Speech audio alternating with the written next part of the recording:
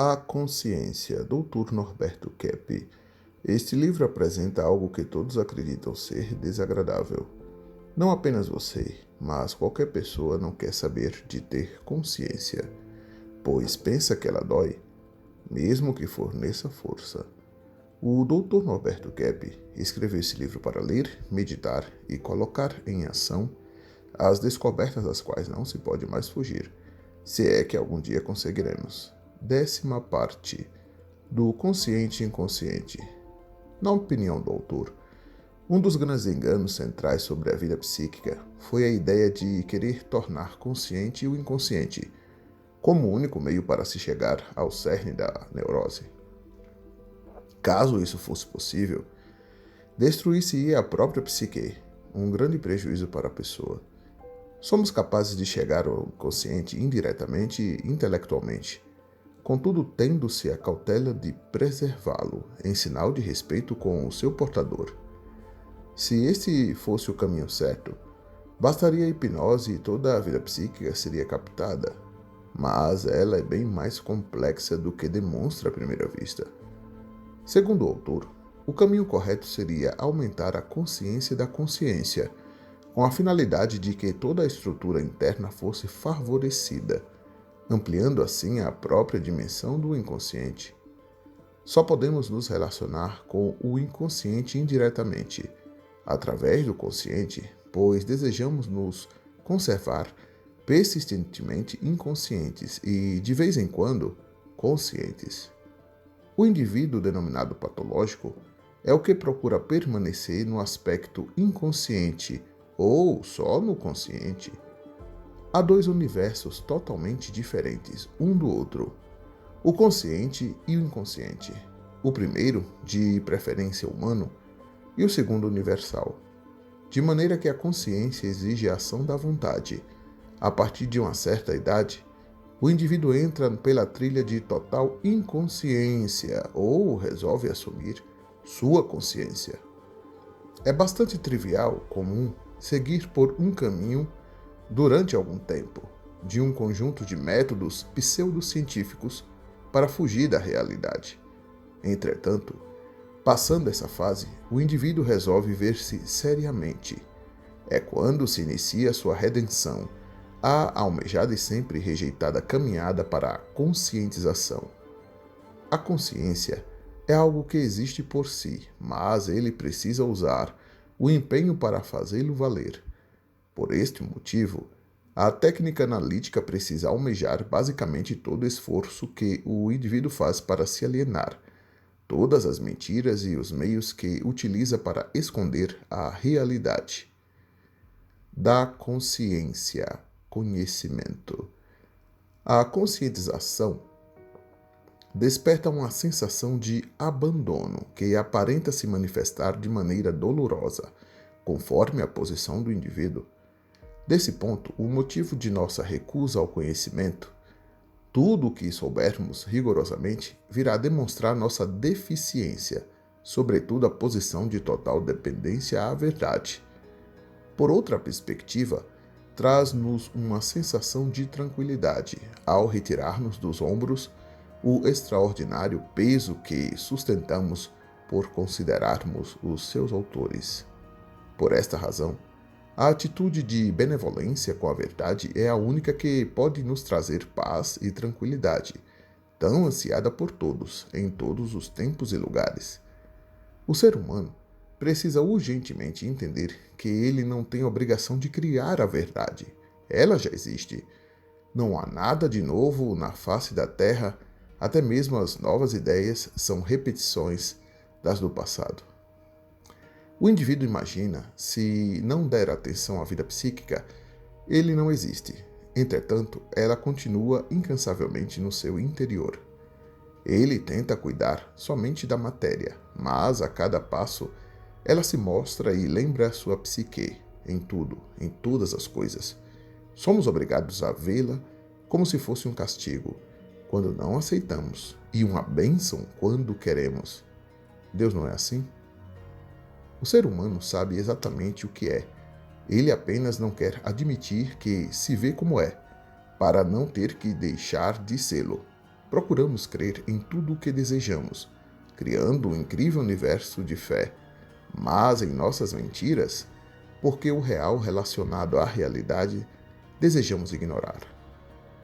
O indivíduo sabe de tudo, clara e veladamente admitindo ou não, aceitando ou não, desejando ou não. O ser humano deseja imaginar que, não percebendo um sentimento ou uma ideia, não os tem, que possui uma vida psíquica que deseja, melhor ainda, que é o autor de sua própria estrutura, como se fosse sustentado por si mesmo. É bastante curioso esse esforço de negar o que somos, tendo ainda a extravagante impressão de que podemos imaginar qualquer conduta e seremos assim. O Dr. Kepp está mencionando a vontade de criar o que já existe e de negar a construção do que deve ser feito.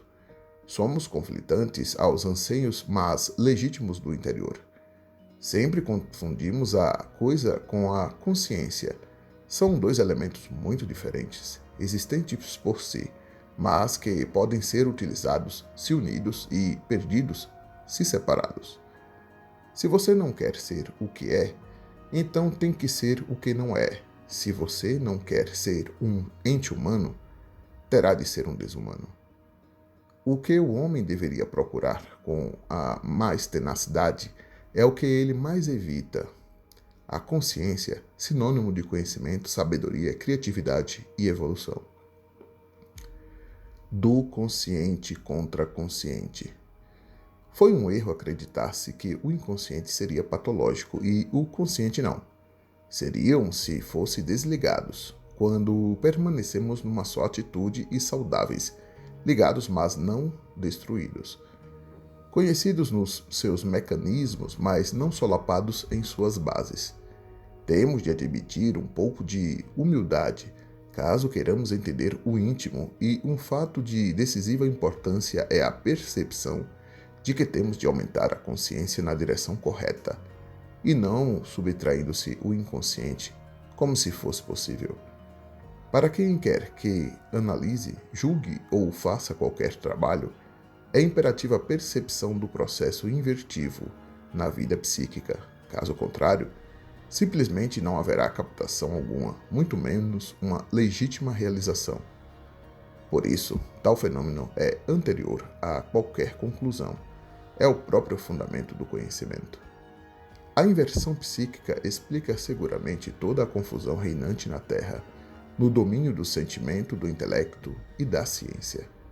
O ser humano usa de todos os meios possíveis e imaginários para esconder as suas tendências e emoções que julga impróprias. Criamos sistematicamente um mundo de desconhecido e, o pior, achamos-nos vítimas dele. Habitualmente procura-se tal identificação com o indivíduo amado, a fim de se poder viver no mesmo mundo dele. Como sabemos, isso não será possível. Daí a expressão de Santo Agostinho: Meu Deus, como viemos de vós, jamais descansaremos, enquanto não voltarmos para vós. Nossa estrutura interna é o inverso do consciente e o desejo, acima, reflete justamente esse desejo de unificar todo ele, pela eliminação das contradições que são a fonte da vida. Os psicanalistas que colocam no setor do inconsciente a culpa de todos os males humanos estão elaborando o maior erro do século XX.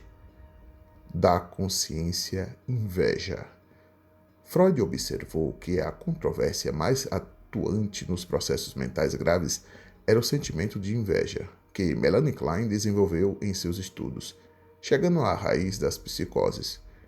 Compreendendo a inveja em seu significado etimológico como cegueira, chegamos à base de toda a patologia humana, a recusa em ver, ou melhor, o ato de tentar se alienar continuamente. Esse fenômeno praticamente é o fundamento de toda a psicopatologia. O ser humano pretende poder se alienar quando, pelo tempo que quiser e sobre qualquer coisa. Ele quer ser o senhor de sua alienação e fracassa continuamente. Queremos acreditar que é possível viver sem consciência. O homem deseja confundir conhecimento com existência. Ele acha que só existe o que se conhece, como se a vida fosse dependente dele mesmo. Entretanto, há determinadas coisas que nunca conseguiremos esconder, e a maior delas é a consciência. Pode a existência ocultar-se? Esse é o absurdo contemporamentalista que negamos a evidência, melhor ainda, perceber tal fenômeno. O ser humano não deseja admitir que a realidade não é algo criado por ele, que não é dono do destino e que poderia organizar a verdade como quisesse.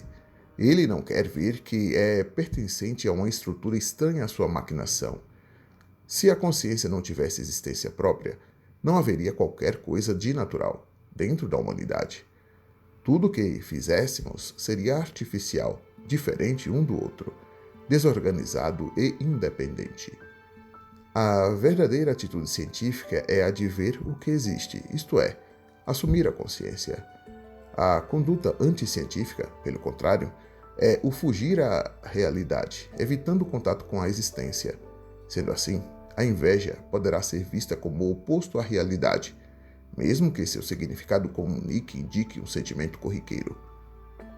A crise não advém por si, mas pela luta que o homem empreende contra a realidade, ou, principalmente, os novos eventos, sentimentos e ideias que aparecem. E ele é obrigado a admiti-los, porque vê que são verdades. Quer queiramos ou não, a ciência psicanalítica evoluiu para uma terceira fase. A primeira seria a romântica, dos tempos da Bela Época, no início dos trabalhos de Freud, quando a humanidade foi avisada da existência de seu outro lado, o inconsciente. A segunda, quando Melanie Klein penetrou agudamente no mundo dos sentimentos, demonstrando a importância da inveja no quadro das doenças mais graves. O terceiro período é o recente, quando se desloca a causa das perturbações psíquicas para o tipo de conduta que empreendemos a própria estrutura interna, o nosso modo de relacionamento com a realidade psicológica e social. Frequentemente, o indivíduo acredita estar sendo prejudicado com a psicanálise. Vários esquemas são utilizados para o analisando tentar se ressarcir do prejuízo causado pela psicanálise, atrasar o pagamento do analista, não pagar e, principalmente, abandonar o tratamento repentinamente, à proporção que vai percebendo todo o próprio dano interior. Da consciência à destruição. A rejeição ao processo dialético é estimulada prioritariamente pela luta que o ser humano empreende contra a consciência. Tal objeto sucede em todos os outros fenômenos da conduta. Precisamos admitir que, antes do pensamento, do relacionamento social, do desenvolvimento da filosofia na sociedade, existe uma vida psíquica e o esforço do homem para não perceber a sua realidade. Eliminamos irmãos, agredimos e abandonamos a miséria para esconder nossa verdade. Cada ataque ao próximo, à liberdade e à consciência visa deturpar o conhecimento de nós mesmos. Assim, procuramos acreditar. O Dr. Kepp não crê na existência do chamado instinto de morte como uma tendência irrevogável para a própria destruição, mas admite esse processo destrutivo por motivo de nosso esforço em querer ver na consciência um perigo, escolhendo a alienação. Como resultado, destruímos-nos. O indivíduo religioso, por exemplo, querer que o pecado é ver o que faz, se o fizer sem consciência, estará isento de qualquer culpa. Seria o estado inconsciente de Adão e Eva, dos selvagens e de todas as pessoas que não desejam compreender? Se Deus é a própria consciência, como é que ficamos? Transformamos-nos na nossa mentira? Então, mais uma vez, usamos a mesma técnica, só que dessa vez com a própria verdade. Será que conseguimos recriar o Criador? E com essa extrema pretensão, afundamos-nos cada vez mais no poço sem fundo da arrogância e da destruição. A paz não é só o contato com a realidade, é a sua aceitação, é a sua conversão do ser humano sobre a verdade, isto é, da sua vontade para o seu objeto adequado. Da consciência à censura. O grande passo que a ciência deu à consciência foi retirar-lhe o aspecto de censura. Nesse instante, ela substituiu a severidade pela bondade, dando possibilidade de cuidar do homem. Porém, A consciência é vista como violenta censura. Através dos tempos, colocamos uma venda para que se conservasse distante da realidade, e de nada adiantou. O que fazer agora? Este constitui o grande embate entre a criação e o ser humano, entre a realidade e a luta que o homem empreende para combatê-la, acreditando que ele mesmo poderá recriá-la. A destruição da fauna e da flora, a poluição dos rios e mares, constitui apenas o resultado terrível da ação predatória de uma grande parte da humanidade numa tentativa de substituir a verdade, que continuará assim até que coloquemos um final a tal estado das coisas. Esse processo com a natureza é a imagem visível da luta que empreendemos contra a consciência. Os indivíduos mais displicentes são os mais censurados. Há uma relação muito estreita entre o vício e a censura, pois um alimenta o outro. Para saber o próprio nível de censura à conscientização, basta observar o nível de doenças orgânicas que se possui. Cada recusa a uma consciência envolve um aumento de tensão psíquica, que consome todo o aparato psicofisiológico destinado a controlar o organismo. Com isso, os agentes externos patológicos predominam. Por esse motivo, afirmamos que o ser humano não é vítima de doenças psicoorgânicas. Ele é o seu criador obstinado. E tudo isso por quê? A sua origem é o desejo energético de esconder a própria realidade. Depois, só falar de pseudo-alienação em pseudos-erros, em pseudos-males, etc. Porque sabemos exatamente o que estamos realizando em todos os setores, ainda tentando acreditar que estejamos nos enganando. A conscientização é vista como defilhamento, falecimento.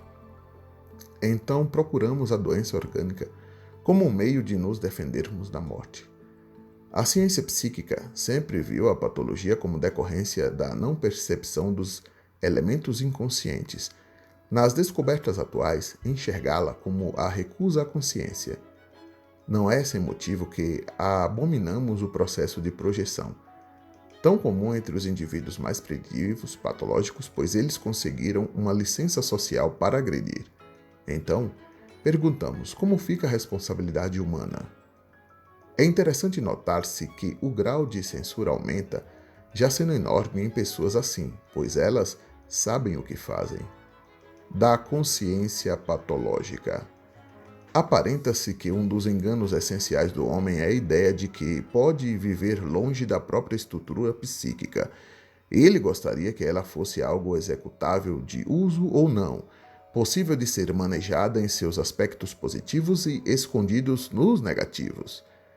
Julgamos que, negando a consciência, não temos psiquismo, que, sem a sua percepção, não sofremos seus incômodos e, com isso, caímos nos piores padecimentos. Toda a importância que, de início, a ciência da vida psíquica atribuiu à estrutura inconsciente deverá ser revista dentro do mundo consciente. Será possível que toda a metodologia psicoterapêutica tenha seguido um caminho estranho? Vemos tendo que admitir que não somos vítimas de forças ocultas, mas criadores de nossa estrutura de alienação. Seria mais adequado o uso do termo vida psíquica e não de inconsciente ao nos referirmos à estrutura interna. Caso contrário, estaremos cometendo um dos maiores enganos do século, colocando nesse setor a, entre aspas, razão de toda a existência. O uso maior da estrutura psíquica viria a trazer uma enorme simplificação para toda a nossa existência. No instante em que agimos como instrumentos de percussão, esperamos a qualidade e a intensidade do som, para só depois tentarmos avaliar o emissor. Sinceramente, o Dr. Kepp tem a impressão que grande doença do ser humano está no uso de sua vontade.